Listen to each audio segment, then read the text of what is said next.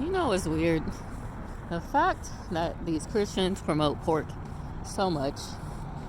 Like, they got some pizzas the other day for everyone, which is super nice. But everything had pork on it. Pork pepperoni, and they had another pizza with pork and bacon and ham. And then I go to some store. Well, I look at the menu before I go to the store. All the meat selection options, carnitas, puerco, freaking ham, freaking bacon. I'm like, what is people's obsession with pork? Now, maybe possibly it's cheaper than other meats. I think it actually is. And it was tasty. I do remember it being tasty before I came to the knowledge of the food laws.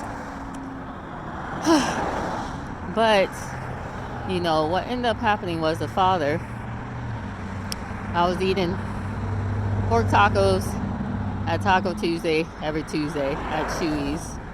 And I would be sick. And I prayed to the Father about it. I asked him what was going on. He literally tells me, get out my Bible and open it. And it literally opens to the food laws. And right there, I looked right at it.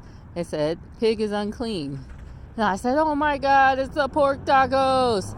And so I took it out of my Taco Tuesday. I think I replaced it with beef, or I don't remember. But, you know, I wasn't sick after that, you know.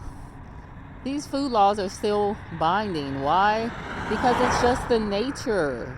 The pig was not meant for consumption from the beginning. It was meant to be a vacuum cleaner for the earth. And so, you know, there was like a few years where they were just like, like that one show, Epic Food Time. Everything would just be wrapped in bacon. It's like bacon was really popular for a couple years. And so now you should understand why, because they want you to eat this unclean meat. That's what they want from us. They want you to eat pork, and more pork.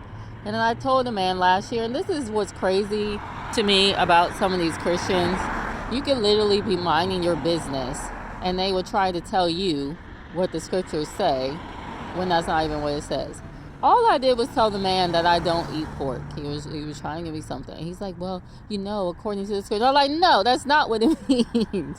That is not what it means. All right. I didn't even tell him about the food laws. I didn't say you shouldn't eat pork as a Christian. I literally said I don't eat pork. And then he tried to bring up his misconstrued version of Paul, which Paul never said, you know, the food laws don't count. What he said is, don't let anyone judge you concerning honoring a Sabbath, honoring a feast, honoring the food laws. Yet you want to say, oh no, it's about us being able to do what we want to do when we want to do it. No. And that's exactly why Gentiles should not be in control of the church. That is exactly why it goes first to the Jew and then to the Gentile. Because just like Paul, or someone said, I think it was Peter who said Paul was hard to understand. They think it's talking about somebody else when it's talking about them. You don't understand him because he's hard to understand, because you don't understand the context of Hebraic culture and what God commanded them. So, you know, you should even think somebody here might just want cheese. So it's just weird to me that that was not even a thought.